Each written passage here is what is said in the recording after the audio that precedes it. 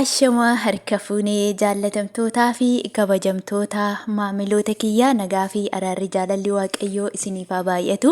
Akkasumallee immoo obboloota koo amantaa biraa taatanii bakka adda addaa teessanii na dhaggeeffachaa jirtan nagaan lafa jirtanitti isiniif haa ta'u isiniin jechuun jaaladha. Egaa baay'ee isinirraa tureetiin jira. Ifama guddaa isiniin jechuun barbaada. Akkuma beektan mana namaan jira. Sababa kanaafi bakka isaan deeman faana deema waan ta'eef dirqamadha. Akkuma beekamu waa'ee sharafaa irratti guyyaa guyyaatiin isin biraan geessisa jedhee waadaa isinii galee ture. Egaa immoo iddoo nuti deemne sana immoo jechuudha akka carraa ta'e neetwoorkii yookiin immoo konnekshinii hin qabu.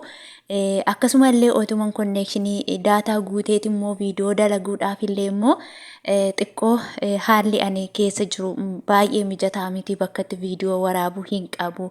Bakka tokko ciisna bakka tokko teenyaa sababa kanaa bakka itti rikoordii godhullee dhabee jechuudha.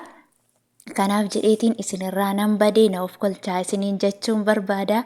Ammallee gidduutti na dhiisanii ba'anii xiqqoo tokko daataa guutee anumaati barreessee ka'ee amma isaan irraa ba'an jennaani rikoordii gochuu jalqabe jechuudha. Akkata sana dhiisanii ba'anii amma isaanii sanamaaf rikoordii godhe malee akka itti waraabu abee sanaaf isinirraa bade malee anillee nagaa kooti baay'ee isin jaaladha. Baay'ee isin yaade dhugaa waaqa nama baruun baay'ee ulfaataadha.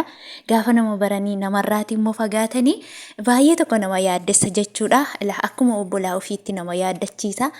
Kanaaf na of kolchaa isiniin jaa. Egaa akkuma beekamu sharafa guyyaa har'aa ilaalchise torban tokko torbee har'aati viidiyoo ani kanan isinii gadhiise. Torban har'aa ture akkuma beekamu sharafni xiqqoo gadi bu'aa ture jechuudha. Garuu har'a viidiyoo an yeroon ilaale hanga tokko ol ka'aa jira jechuudha. Biyyi hundi isaatillee dabaleetiin jira sharafni. Egaa akkuma beekamu akkuma baratamaa ta'e irra isiniin godha iskiriinshuutii irras jechuudha. Ragaa wajjiniin isinii qabeetiin dhufa. Akkasumallee guyyaan har'aa Noovembarii 12dha jechuudha. Baatii 11 Noovembarii guyyaan immoo 12/2024 jechuudha. Egaa yoo ilaallee Ameerikaa doolaarraa isinii ka'a. Ameerikaan doolaarri tokko guyyaa har'aa jechuudha Noovembarii 12 140.24 oolee jira. Ragaadhaa fi iskiriinshuutii irra isinii ka'a. Iskiriinshuutii guyyaa isaa waliin ilaalladha. Guyyaan har'aa laayivii irratti baay'ee ol ka'aatiin adeemee jira. Egaa torbanoota darban 139 irratti dhiisee deeme gaafan deeme har'a garuu iskeelii kana ol dabalee jira jechuudha. Akkasumallee immoo inni itti aanu immoo Kanaadaa doolaaridha jechuudha.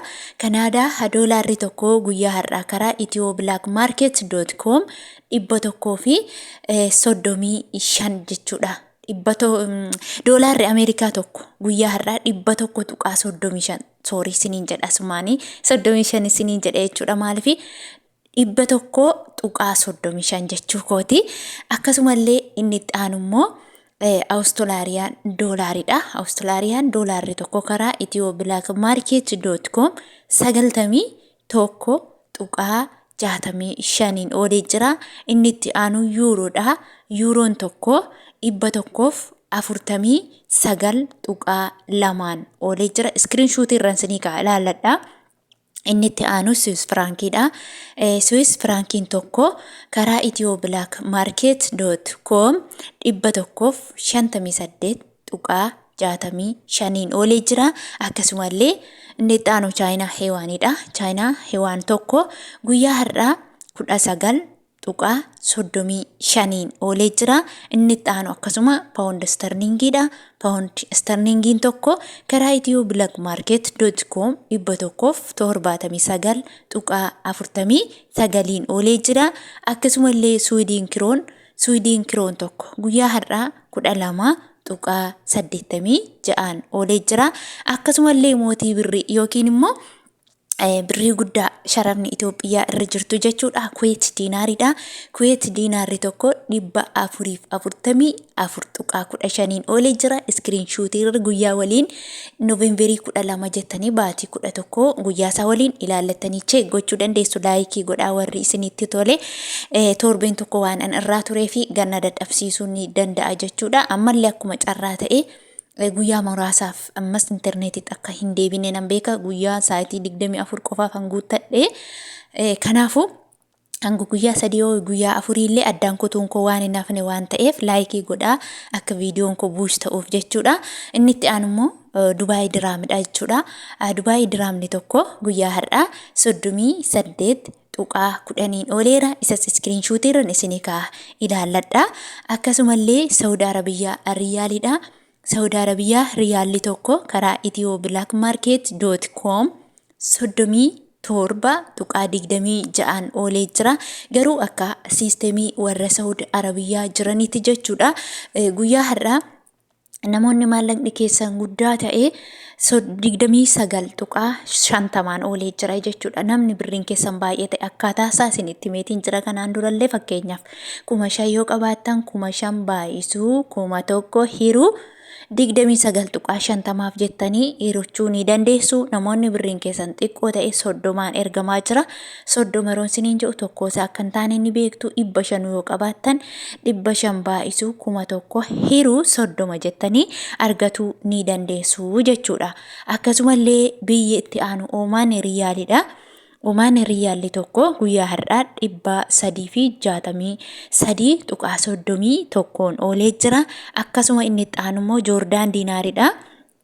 Joordaan diinaarri tokko karaa ethioblakmarket.com 197.36 oolee jira. Inni itti aanu Bahriin diinaariidha. Bahriin diinaarri tokko karaa ethioblakmarket.com 371.35 oolee jira. Inni itti aanu Turkii riileedha. Turkii riileen tokko karaa ethioblakmarket.com 4.6 oolee jira jechuudha. Akkasumallee inni itti aanu Egyptian poundiidha. Egyptian poundiin tokko karaa ethioblakmarket.com 2.84 oolee jira. Akkasumallee Yemen riyaaliidha. Yemen riyaalli tokko karaa ethioblakmarket.com 0.55 oolee jira. Akkasumallee Israa'el shiqiliidha. Israa'el shiqil tokko karaa ethioblakmarket.com 37.27 oolee jira. Inni itti aanu Indiyaan rupiidha.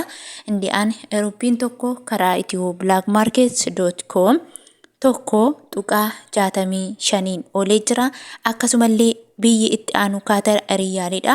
Kaatar riyaalli tokko karaa ethioblakmarket.com 37.68 oolee jira jechuudha. Guyyaa har'aa egaa akkuma beekamu biyyoota ani isinii qabadhee dhufe biyyoota kana qofadha. Viidiyoo itti aanutti garuu karaa baankii fi karaa ethioblakmarketii isiniin qabadheetiin nan dhufa. Maaliif yoo jettan har'a waan sodaa guddaa waan na keessa jiruufu kanayyuu bakka waan akkaatitti barreessuufa baay'ee na dhibaa ture jechuudha. Kanaafiyyuu dhiifamanaaf godha.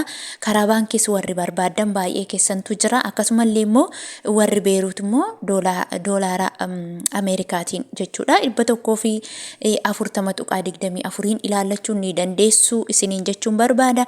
Viidiyoon koo warri isinitti tole immoo laayik gochuun sheer sabskiraayib gochuun na jajjabeessaa isiniin jechuun barbaada. Hanga turtii biraan yookiin viidiyoo biraa walitti deebinutti turtii gaarii isiniif haa ta'u. Lafa nagaa naa turaa. Isin jaaladha, isin kabaja.